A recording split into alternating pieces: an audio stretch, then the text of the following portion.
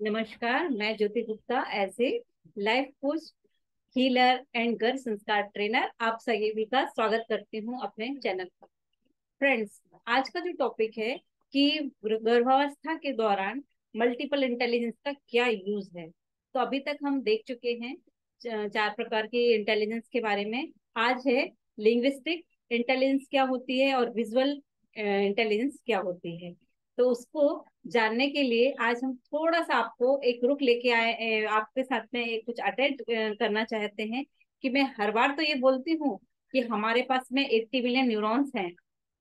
हम सब 80 billion neurons को लेके आए हैं और एक न्यूरॉन्स में 80 GB मेमोरी है। ये हमने समझा, ठीक है। तो थोड़ा सा और डिटेल में समझने के लिए पहले मैं आपको ब्रेन और माइंड के बारे में थोड़ा समझाना चाहती हूँ। तो आइए मैं आपको ले चलती हूँ पीपीटी की तरफ।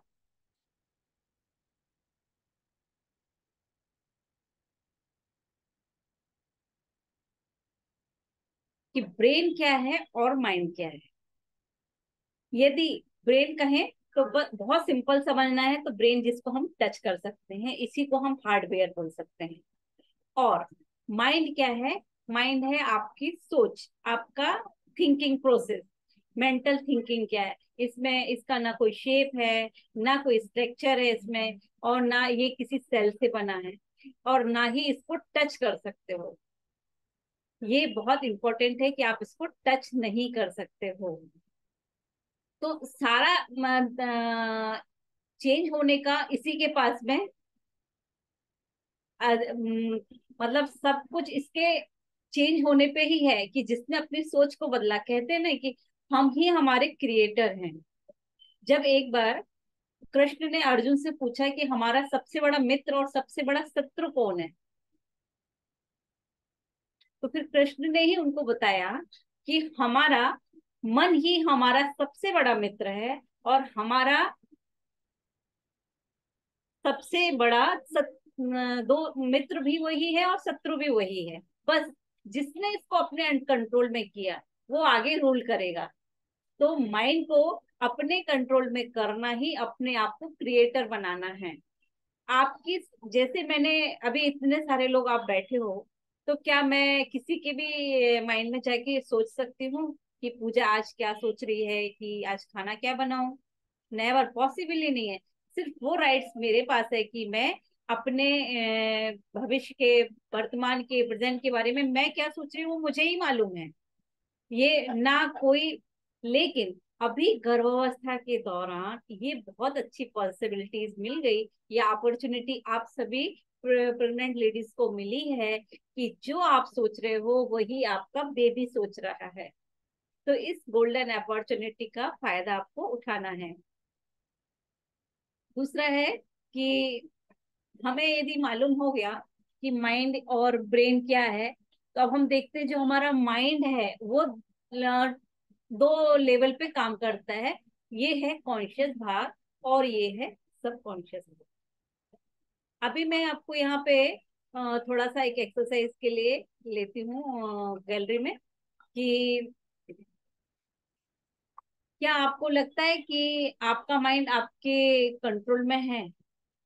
यदि है तो आप हाथ उठाइएगा। अब मेरे साथ एक एक्सरसाइज करिएगा कि आप सबको आंखें बंद करना है और अपने फादर का, अपने पिता का फेस आपके सामने नहीं आना चाहिए। ध्यान से सुनिए, आपके पिता का चेहरा आपके सामने नहीं आना चाहिए। अब धीरे से आंखें खोलिए और मुझे बताइए किन किन के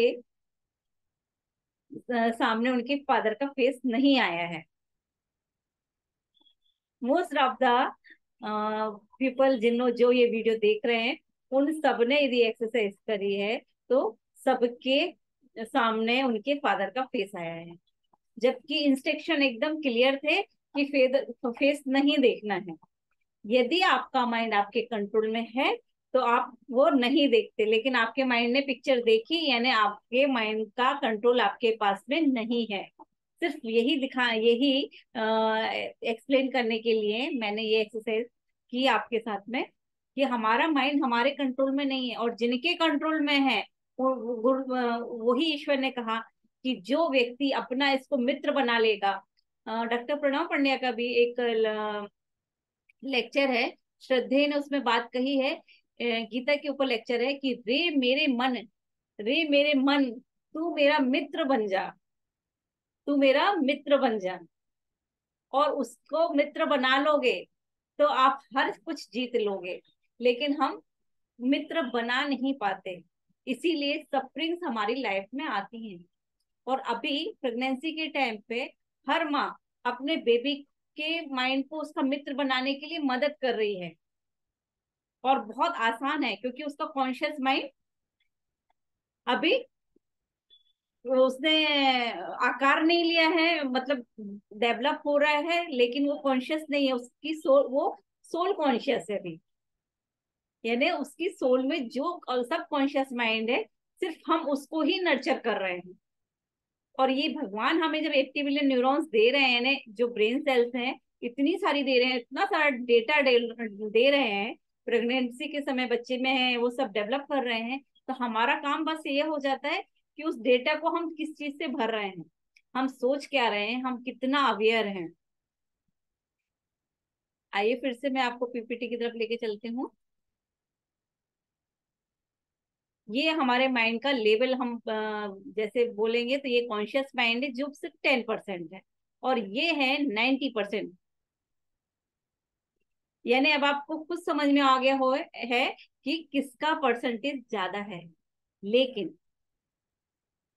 कॉन्शियसली गर्भवती माँ को अपने इस 10% का उपयोग करना है, यानी अवेयर रहना है। तो आपका बेबी जिसका भी सबकॉन्शियस माइंड एक्टिव है, उसमें सारी चीज रिकॉर्ड होगी। लिसन, ध्यान से सुनिए, जो चीज आप अवेयरनेस के साथ में सुनाओगे, बार बार दिखाओगे, बार बार उसको वो चीज करने को बोलोगे जो आप उसको बनाना चाहते हो, तो उसके सबकॉन्शियस माइंड में स्टोर होगा। अब हम देखते हैं कि कॉन्शियस माइंड और सबकॉन्शियस माइंड में अंतर क्या है। ये देखिए, मैं थोड़ा सा स्क्रीन को बड़ा करती हूँ।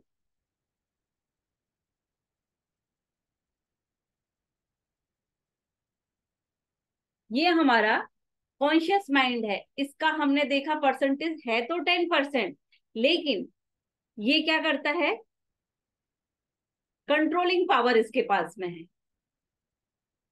मतलब कि यदि मेरे दरवाजे पर कोई आया है, लेकिन वहां डॉगी है, और वो व्यक्ति अंदर आना चाहता है, तो वो कैसे आएगा? डॉगी तो हर समय भोग उसको भगाएगा कि नहीं भाई, तुम्हारा यहाँ कोई जरूरत नहीं है, तुम जाओ यहाँ से। इतना भौंक भौंक के परेशान करेगा कि उसको जाना पड़ेगा। या फिर उसको, उस डॉगी को किसी चीज में एंगेज करना पड़ेगा। यदि आपने उसके इंटरेस्ट का कुछ फूड डाल दिया, बिस्किट्स डाल दिए, तो जब तक डॉगी बिस्किट खा रहा है आप अंदर जा सकते हो। यही करते हैं ना हम, किसी को एंगेज, कहीं हमें जाना है तो उसको वहां एंगेज कर दे और हम फिर वहां से निकल जाते हैं।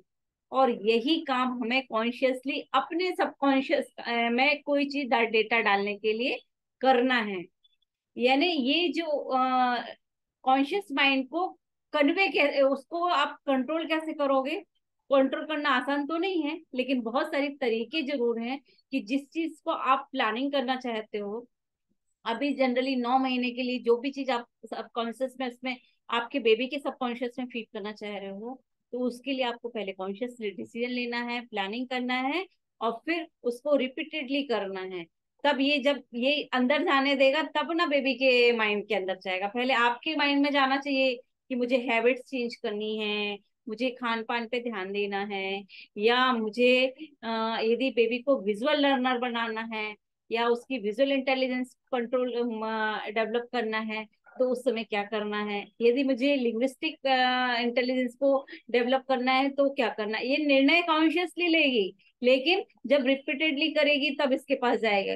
क्योंकि ये जो कंट्रोलिंग पावर है कॉन्शियस माइंड के पास में, कॉन्शियस माइंड को ही लॉजिकल माइंड है वो।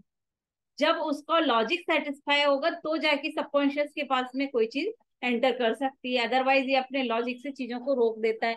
अब उसका लॉजिक सेटिस्फाई करने के लिए क्या करोगे?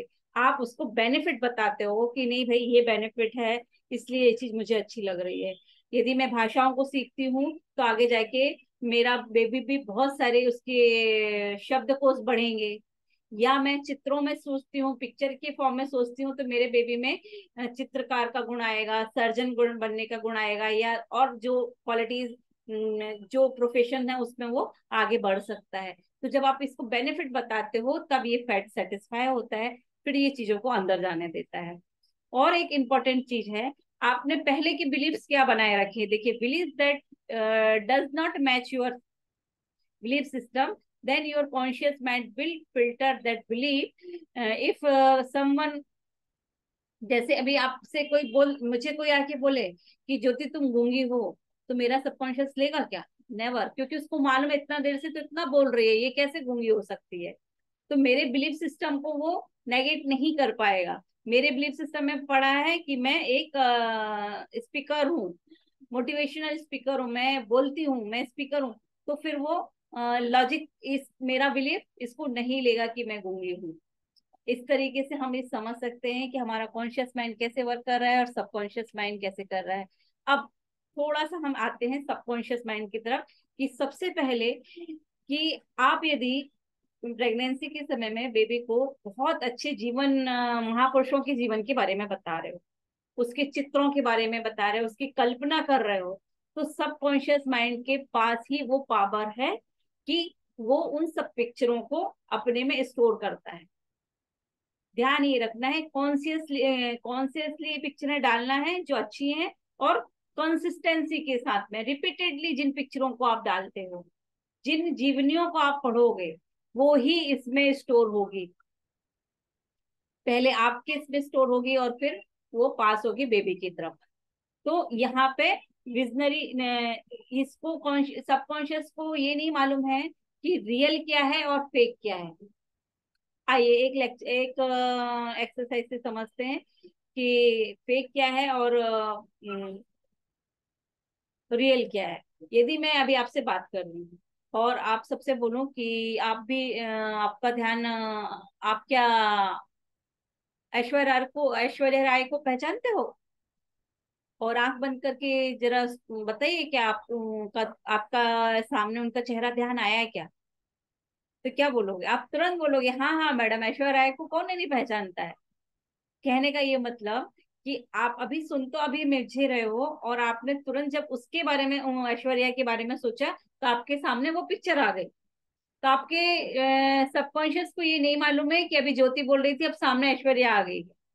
तो वो रियल और इमेजिनरी इमेज में अंतर करना नहीं जानता है। वो इलॉजिकल माइंड है, लॉजिक लगाने का काम कॉन्शियस कर रहा है, लेकिन इलॉजिकल माइंड को ये नहीं मालूम है कि यहाँ लॉजिक लगाना है। इसीलिए तो हम उसमें सब कुछ डाल सकते हैं।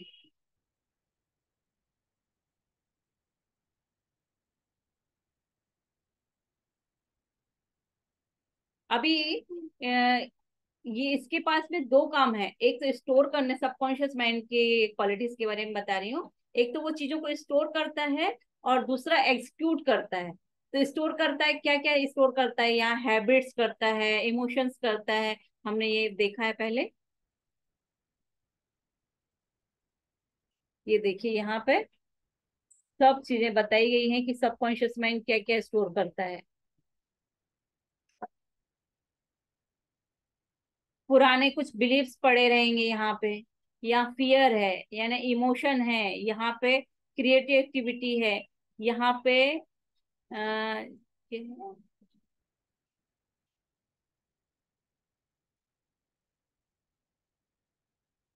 बहुत इमोशन भी वहीं पे स्टोर होते हैं आपके।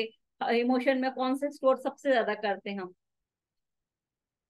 यदि मुझे अभी किसी ने, आप में से किसी ने बोल दिया आज आपका ड्रेसिंग सेंस अच्छा नहीं है, तो मेरा सबकॉन्शियस माइंड पूरे सेशन के समय यही सोचता रहेगा, और ये यार ज्योति का ड्रेसिंग सेंस अच्छा नहीं है, अच्छी नहीं लग रही है। तो क्या हुआ? उसने वो चीज को लिया और उसी को बार बार सोचा, और फिर 2 और 3 दिन लोगों ने और बोल दिया कि वाकई में आज आपका ड्रेसिंग सेंस अच्छा नहीं है, तो आप कैसे हो जाते हो? हर्ट हो जाते हो।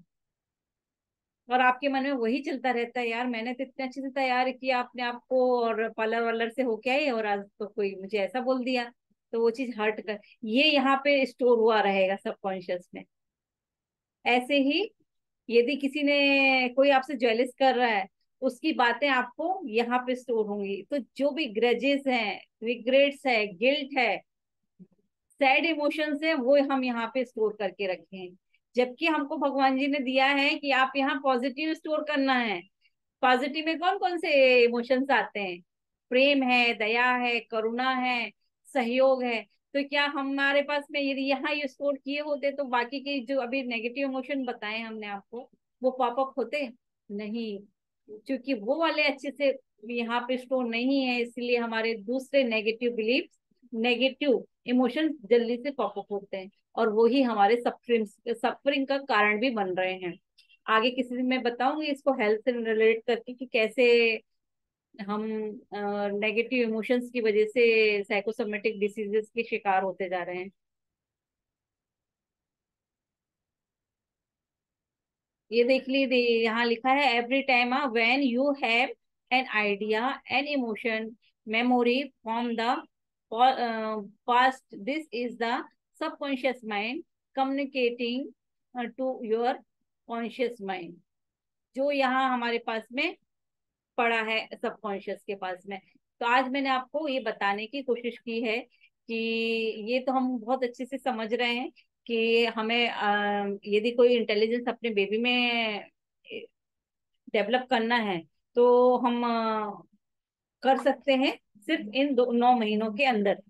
क्योंकि उस समय उसका कॉन्शियस माइंड डेवलप नहीं है, तो वो कोई लॉजिक नहीं लगाता है। सिर्फ जो आपने बताया वो उसने डाला। अब आप क्या बता रहे हो ये आपके ऊपर डिपेंड करता है, आप कितना अवेयर होके चीजों को बच्चे को बता रहे हो।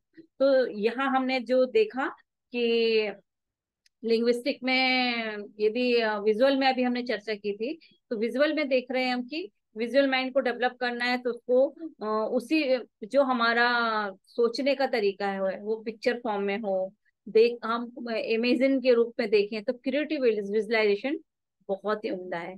छोटी सी यहाँ पे एक प्रैक्टिस करते हैं। आप सभी आंखें बंद करिए और हम सब शांति कुंज के, हरिद्वार में शांति कुंज है वहां जाएंगे, और आप मेरे साथ में बने रहेंगे और फिर मुझे बताएंगे कि आपको कैसा महसूस हुआ। तो बिल्कुल आंखें बंद करिए और डीप ब्रीदिंग करिए। Deep inhale, deep exhale.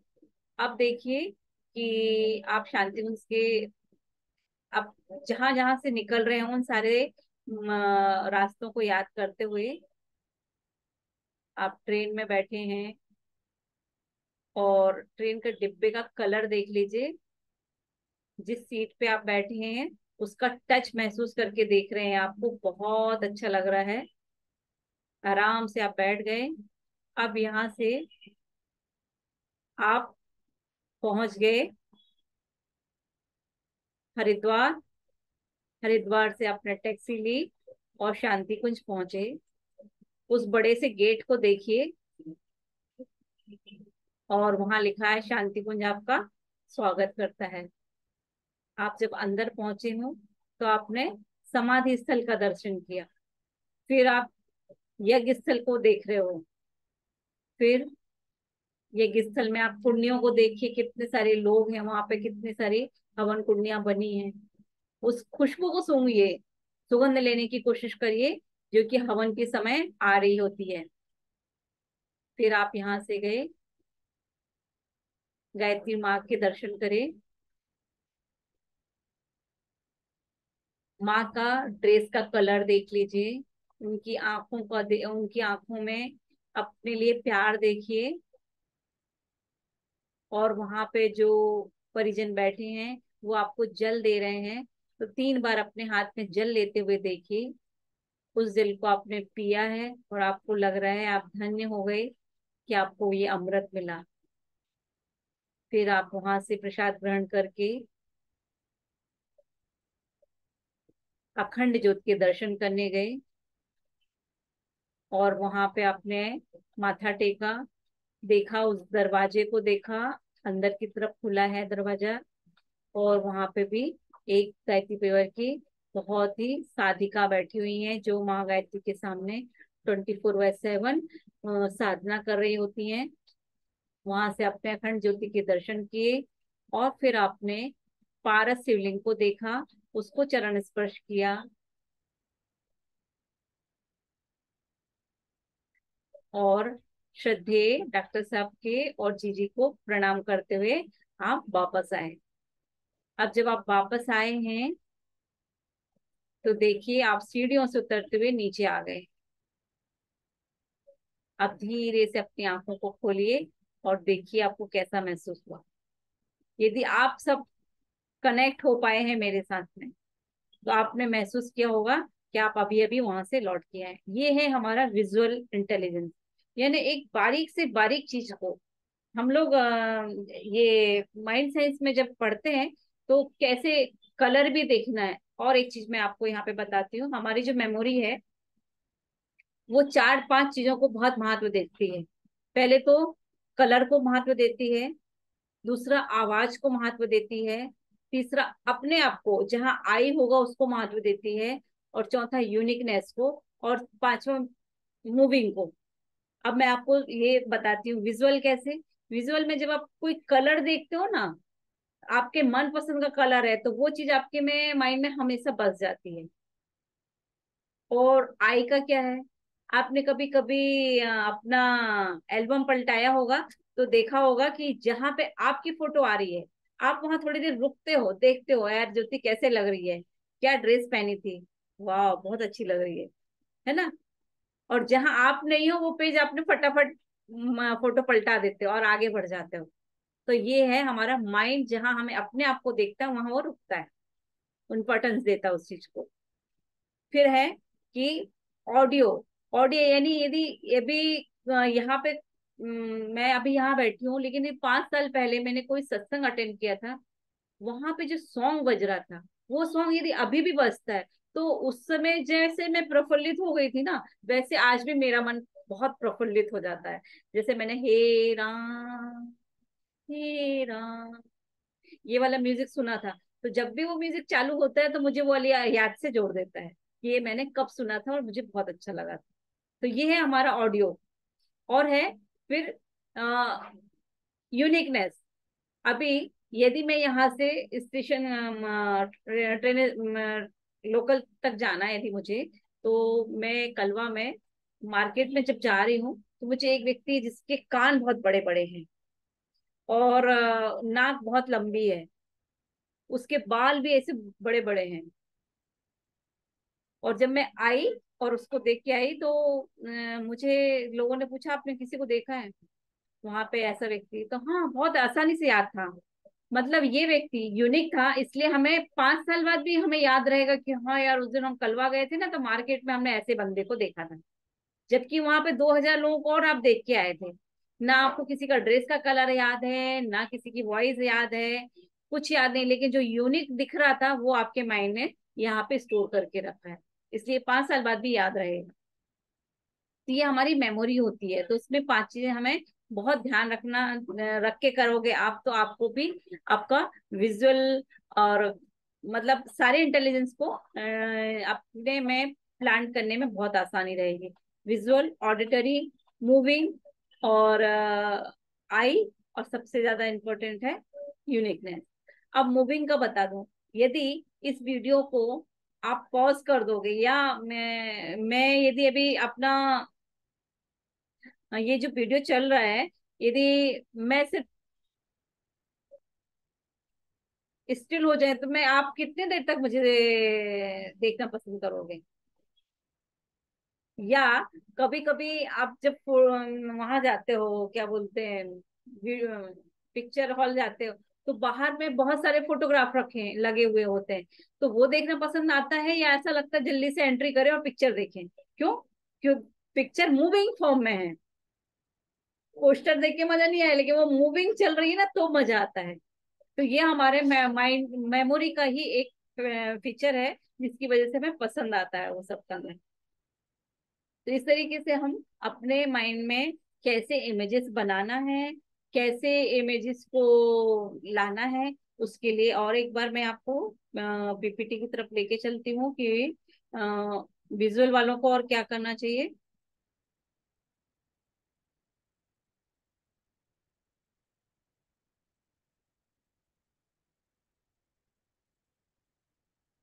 यानी कि उनको चित्रों को कैसे बनाना है, आकार देना है, चेहरे को कैसे याद रखना है, विवरणों को प्राप्त करके चीजों को बेहतर देखने में चीजों को देखने में बेहतर होते हैं।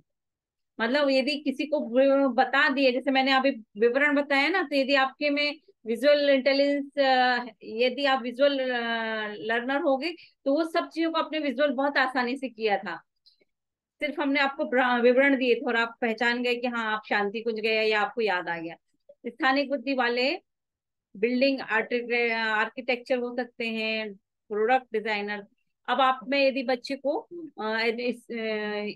शेप, साइज, डिस्टेंस, एंगल ऐसी सब इमेजिनेशन करना सिखाते हो, तो वो क्या बन सकता है भविष्य में? फोटोग्राफर या क्रिएटिव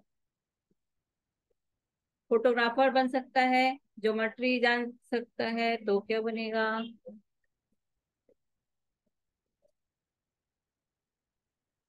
मतलब जो भी चीजें विजुअल को देखकर और सीखने वाली हैं, उसमें व्यक्ति बच्चा आपका पारंगत होगा।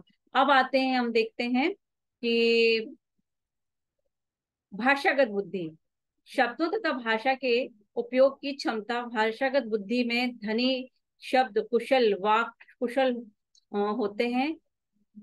शब्द कुशल और वाक कुशल होते हैं। यानी शब्द क्या है, जिनके हम जो भी बोल रहे हैं वो शब्द हैं। जब हमारे पास शब्दों की डिक्शनरी रहती है तो ही हम बोल सकते हैं कुछ। और किसी को प्रभावी बनाना है तो सबसे ज्यादा जरूरी क्या है? कम्युनिकेशन करना। और वो कम्युनिकेशन जितना हमारे पास में अच्छे शब्द होंगे, वो व्यक्ति उतने अच्छे से कम्युनिकेट कर पाएगा। इसको हम लोग बोलते हैं लिंग्विस्टिक। यानी उसको शब्दों का ज्ञान बहुत अच्छा होना, उसके पास में वर्बल लिंग्विस्टिक इंटेलिजेंस यानी वर्बल बोलने की क्षमता बहुत अच्छी होना चाहिए। The capacity capacity to use language to express what's on your mind and the understand others people. आपके दिमाग में क्या चल रहा है, ये बहुत अच्छे से पहचानते हैं ये लोग, और लोगों को पहचान पाते हैं। तो शब्दों तथा भाषा के उपयोग की क्षमता भाषागत बुद्धि में के धनी, कुशल वाक और कुशल धनी शब्द बुद्धि के भाषागत बुद्धि के धनी, शब्द कुशल वाक कुशल होते हैं। ये इनके पास में शब्दों की भंडार रहता है और बोलने के लिए कुशल होते हैं। भिन्न भिन्न अर्थों के प्रति संवेदनशील होते हैं। ये चित्रों की बजाय शब्दों में सोचते हैं। कई भाषाएं सीख सकते हैं। इनके कौशल में शामिल है लिखना, बोलना, सुनना, कहानी कहना, विस्तार से समझना, शिक्षण, हास्य का उपयोग, शब्दों के विन्यास एवं अर्थ की समझ, जानकारी याद रखना, किसी को अपने विचार मनवाना, भाषा के प्रयोग का विश्लेषण करना, ये सब इनका काम है। इसके विकास के लिए क्या करना होगा? नियमित स्वाध्याय करना होगा, डायरी लिखना होगा, अपने भाषा को बढ़ाएं और प्रतिदिन कुछ नए शब्द सीखें। एक से अधिक भाषाओं को अभ्यास करें। पहली शब्द पहली, वर्ग पहली, जैसे खेल खेलें। अब मैं यहाँ पे आपको बताऊंगी कि जो लिंग्विस्टिक इंटेलिजेंस वाले रहेंगे, वो क्या सीखना पसंद करेंगे? भाषाओं को सीखना पसंद करेंगे। इसका एक उदाहरण हमको देखने को मिलता है कि जैसे जो तेलुगु है और बंगाली भाषा है, लेकिन ये हर कोई नहीं बोल पाता। जैसे जो वहां का व्यक्ति होगा या उसकी जिस ने सीखा होगा बचपन से, वही सीख पाता है। तो यदि बंगाली मदर है तो बच्चे को अच्छे से आएगी बंगाली। यदि तेलुगु मदर है तो बेबी को अच्छे से तेलुगु भी आती, क्योंकि वो बचपन मतलब वूम में ही थी, मदर के वूम में रहता है तब भी वो सीख रहा होता है। तो उसकी ये बुद्धि भाषा बहुत अच्छे से हो जाती है। फिर बर्थ लेने के बाद सीखने में थोड़ा कठिन होती है। ऐसे ही संस्कृत सिखाई जाना चाहिए। तो संस्कृत से ब्रेन, दोनों तरफ के ब्रेन एक्टिव होते हैं। और एक उदाहरण मिलता है हमें कि जब अमेरिका में एक लेडी है, उसका वो उसका बेटा जब स्कूल जाता है तो दूसरी लैंग्वेज बोलने लगता है। तो इवन उसकी मदर फादर डर जाते हैं कि ये ऐसी लैंग्वेज क्यों बोल रहा है। बाद में उसकी मदर से पूछा जाता है तो उसको मदर को ध्यान आता है कि हाँ, ये जो लैंग्वेज बोल रहा है ना, ये मैं जब जिस ऑफिस में काम करती थी प्रेगनेंसी के समय पे, वहां के लोग इस भाषा में बोलते थे तो मैं ध्यान से सुनती थी और बोलने की कोशिश भी करती थी, समझने की कोशिश करती थी। तो बच्चे ने वो उस समय सीख ली थी। इसीलिए जब उसका दोस्त पोलैंड बोल रहा था तो उसको आसानी से समझ में आ रही थी और वो बोल पा रहा था। तो ये प्रभाव था कि जबकि माँ जो भाषा सीख रही है, बोल रही, जो समझ रही है, वो बच्चा सीख जाता है। इसमें माँ के 5,000 शब्दों को सीखता है प्रतिदिन। उसके अलावा उसके भाई हैं, बहन हैं, जो नजदीक में उसके रहते हैं, उन सबके शब्दों को सुनता है और सीखता है। तो इसलिए अभी अवेयर होने की जरूरत है कि आप उसको क्या सुना रहे हो, क्या सिखा रहे हो। साथ ही साथ में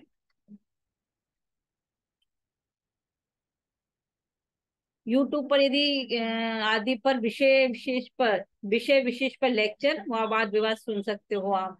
वाद विवाद क्यों सुनना है? उसमें भी शब्दों का मतलब जो आदान प्रदान होता है वो आसान नहीं होता। एक ने कोई भाषा कुछ कहा है, उसी को दूसरा व्यक्ति कैसे उसकी बात को काट के और रख रहा है। तो ये वही कर सकता है जिसकी भाषागत बुद्धि स्ट्रांग हो।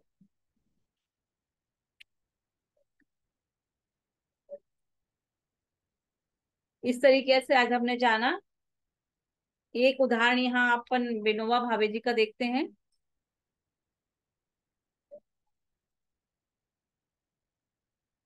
विनोबा भावे को 20 से अधिक भाषाएं आते थे, जैसे अंग्रेज, फ्रेंच, जर्मन, चीनी, जापानी आदि। और एक है एकनाथ रानाडे, कलकत्ता से मुंबई तक के सफर में बंगला पढ़ना सीखा उन्होंने। तो इस तरीके से हमें जो ये उदाहरण मिल रहे हैं, ये कैसे लिंग्विस्टिक इंटेलिजेंस को ये आप इनके बारे में पढ़ सकते हो, जिसमें कि आपके बेबी को ये सब चीजें सिखाने में फायदा मिलेगा। धार्मिक ग्रंथ ऐसे पढ़िए, उपनिषद पढ़िए, स्वाध्याय करिए। स्वाध्याय तो बहुत मस्त है। और श्री राम शर्माचार्य गुरुदेव श्री श्री राम शर्मा आचार्य का स्वाध्याय बहुत ही अच्छा है और बहुत इजी लैंग्वेज में है। और इवन हम लोग यदि कहें तो उन्होंने 3200 किताबें अपने 80 वर्ष के जीवन में लिख डाली। जहां हम एक बुक नहीं लिख पाते, ये सोच भी नहीं पाते, वहां 3200 किताबें। ऐसा कोई भी क्षेत्र नहीं है जहाँ गुरुदेव के किसी सब्जेक्ट को अछूता रहा हो। गुरुदेव ने सब चीजों पे लिखा है। तो आप जरूर उनका ये स्वाध्याय उनके पढ़िए और अपने जीवन में उनको धारण करिए। आज का लेक्चर यही समाप्त होता है। और आगे हम मिलेंगे कि कैसे आगे की जो इंटेलिजेंस है उसके बारे में हम जरूर आपको बताएंगे। और ये विशेष है कि आप यदि इस लेक्चर को भी सुन रहे हो तो ये उन तक जरूर पहुंचाइए जो प्रेग्नेंट लेडीज हैं। क्यों? क्योंकि बहुत ही उम्दा काम है कि यदि हमें देश को अच्छा बनाना है तो वो बनाने का हम रूट कॉज पे काम कर रहे हैं कि बेबी आने के पहले ही वैसा बन जाए जैसा हम चाहते हैं। उसके बाद फिर 18 साल तक हमें वो मेहनत नहीं करना पड़ेगी कि हमें इंस्टीट्यूट अच्छे ढूंढना है, कोचिंग अच्छी लगाना है। हमने उसके संस्कार को ही वहां इतना अच्छा कर दिया है, उसकी बुद्धि ही इतनी अच्छी कर दी कि फिर वो जो भी सरकमटेंसेस रहेगा उसके हिसाब से वो सारी चीजें उसको याद आने लगी, क्योंकि आप उसमें अच्छी अच्छी चीजें डाल रहे हो। तो थैंक यू, लव यू।